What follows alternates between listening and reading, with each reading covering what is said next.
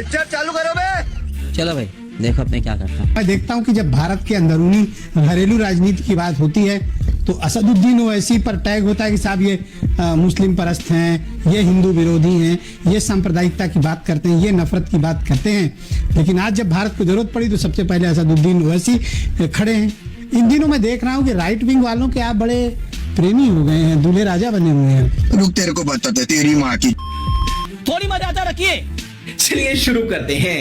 नहीं, right wing वालों के प्रेमी या दूल्हे राजा की बात नहीं है सर।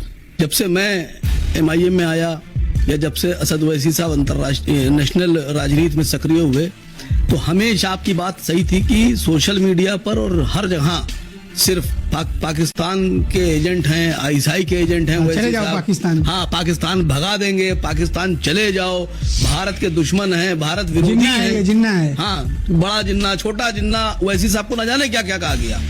और आज जिनको पाकिस्तान परस्त कहा जा रहा था, जिनको ISI का एजेंट कहा जा रहा था, भारतीय जनता पार्टी के नेताओं और कार्यकर्ताओं के द्वारा आज उन्हीं को भारत की सरकार ने पाकिस्तान का मुंह काला करने के लिए और भारत का पक्ष रखने के लिए भेजा है।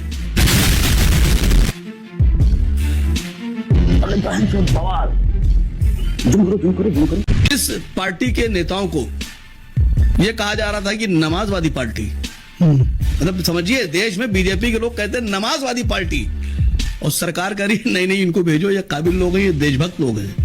अरे बाप रे, ये तो धोती खोल रहा है। पाकिस्तान परस्त कहने वाले लोगों को यानी कांग्रेस के लोगों को जो सबसे बेहतरीन लोग हैं शशि थरूर साहब को भेजा जा रहा है, मनीष तिवारी साहब, आनंद शर्मा साहब। मैं अब इस वक्त सलमान खुर्शीद, मैं इस वक्त एक बात बहुत बढ़िया सी कहने जा रहा हूँ। अभी मजा आएगा ना वीडियो कि जितने भी वीडियोस आ रहे हैं विदेश की धरती पर पाकिस्तान का काला चेहरा दिखाने वाले और भारत के पक्ष को मजबूती से रखने वाले, उनमें बीजेपी के नेताओं का कोई आदमी नहीं है। लवणे न भोजन क्या बीजेपी के कोई नेता नहीं है सर। आपने भी एक सवाल पूछा था बीजेपी के नेता क्यों नहीं गए। इनके पास सर ये माहिर लोग हैं हिंदू मुस्लिम के, हिंदू मुस्लिम के, बैकवर्ड और अपर क्लास के। ये इनके पास जो महारत है वही तो करेंगे। आप क्या समझ रहे हैं वो तेजस्वी सूर्या को भेजेंगे? गए थे तेजस्वी सूर्या को? नहीं, तो कहाँ दिख रहे हैं? दिखे नहीं है, मतलब है डेलीगेशन का भेजना तो जरूरी है, लेकिन कहा गया पीछे रहना, बोलना नहीं। निश्चित बीजेपी में वैश्विक राजनीति को समझने वाले एक से एक धुरंधर है। जोक मारा ये हंस रहे हलकट ऐसा नहीं है। नहीं सर, बात को समझिए। वैश्विक राजनीति को समझने वाले गिरिराज सिंह है, पाकिस्तान एक्सपर्ट है वो।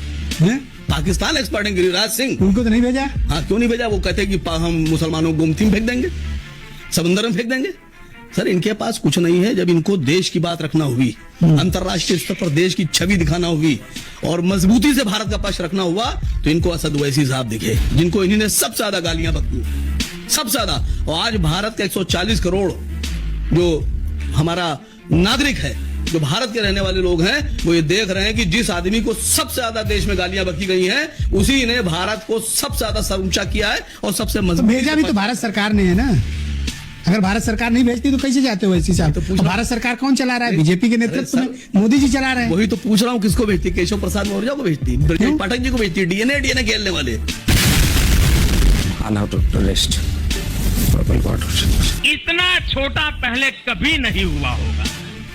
किसको भेजती बताइए तो मुझे आप। अरे ऐसे 240 MP हैं, ऐसी बात नहीं है। तो 240 में 10 का नाम बताइए जिनको मैं क्या बताऊं, मुझे थोड़ी भेजना है जी। अरे सर अब हम आपसे क्या कहें? अब आपसे दो बातें बोल दूंगा तो आप जवाब नहीं दे पाएंगे। यस, मेरे से क्या मतलब है जी? मेरा नाम आनंद दुबे थोड़ी है, बोलो आप। मोदी जी ने अभी भाषण दिया और कहा कि जो सरदार पटेल साहब POK लेना चाहते थे, लेना चाहते थे, नेहरू जी ने रोक दिया। नेहरू जी ने सीजफायर करा दिया, रोक दिया। सरदार पटेल साहब लौह पुरुष थे, हमारे प्रधानमंत्री जी सिंदूर पुरुष हैं। सिंदूर पुरुष, समझिए आप ऐसे माहौल में थोड़ा। अब मसला ये है, अब मसला सर मैं थोड़ी ना कह रहा, वो खुद ही कह रहे हैं मेरे लहू नहीं है, नसों में सिंदूर बह रहा है।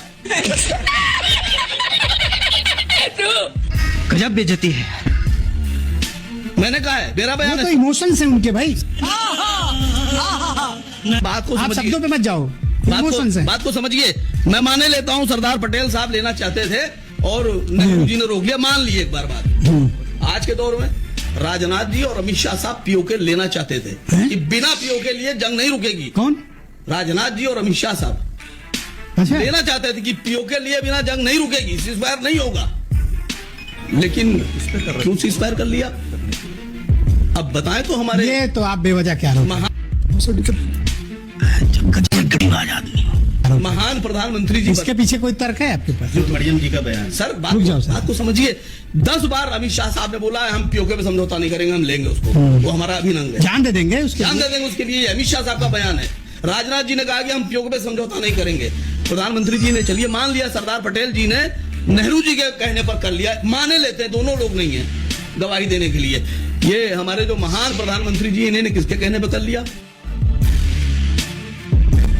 शर्म करो, शर्म। 11 बार कह चुके हैं ट्रम्प साहब, 11 बार कि मैंने कराया सीजफायर, मैंने कराया, मैंने धमका दिया, मैंने डरा दिया, मैंने ये धमकी दे दी। सर बताएं तो वो किसके कहने पर किया है? दूसरी सवाल मैं सवाल पूछ रहा हूं, उसी वक्त मुजाहिदीनों को मौत के घाट उतार दिया जाता है, ऐसा प्रधानमंत्री ने आज कहा, तो ये समस्या नहीं होती। नहीं प्रधानमंत्री जी पर अभी मौका था तो इतिहास बनाने का, पीओके लेने का नहीं पीओके लेने का, इतिहास बनाने का। जिन लोगों ने, जिन आतंकवादियों ने हमारी बहनों का सिंदूर पहलगाम में उजाड़ा, उनमें से क्या कोई गिरफ्तार हुआ? क्या किसी को गोली मारी गई? क्या कोई फांसी पे लटकाया गया? मुझे बताइए कहाँ है सब? मैं आपसे खाली एक छोटी सी बात पूछ रहा हूं, बहुत छोटी सी बात, जवाब दे दीजिएगा। क्या प्रधानमंत्री जी ये बात का जवाब देंगे कि सीजफायर क्यों हुआ, उन्होंने पीओके क्यों नहीं लिया? सरदार पटेल चाहते थे और नेहरू जी ने रोक दिया, तो इनको किसने रोका? दोस्ती बनी रहे, अपनी दोस्ती बनी रहे। डर गई। इसका जवाब है किसने रोका? मोदी जी को किसने रोका? आप बताओ ना। नहीं, मोदी जी ने क्या कोई एग्रीमेंट किया पाकिस्तान से? क्या उस एग्रीमेंट में नहीं किया, कोई एग्रीमेंट नहीं। कैसे हो गया सर? एग्रीमेंट होता तो देश के सामने होता। इतनी बड़ी जंग रोक दी आपने, क्या किसी एग्रीमेंट में हाफिज सईद को मांगा? क्या मसूद अजहर को मांगा आपने? क्या हमारे जो 26/11 वाले जो हमलावर थे उनको आप? अच्छा, लौट के वापिस आते हैं। आनंद दुबे कह रहे थे कि जब देश की बात होगी तो हम विदेश में मैसेज देना चाहते हैं कि विपक्ष और सत्ता पक्ष एक है, इसलिए हमने भेजा है। नहीं तो सर, उसके लिए भेजा, दिखावे के लिए, ये काबिलियत पे भेजा है। विदेश में इसलिए भेजा गया है विपक्ष को कि इनके पास, सत्ता पक्ष के पास जो एक्सपर्टीज है भारतीय जनता पार्टी की, वो है हिंदू मुस्लिम, हिंदू मुस्लिम, हिंदू मुस्लिम।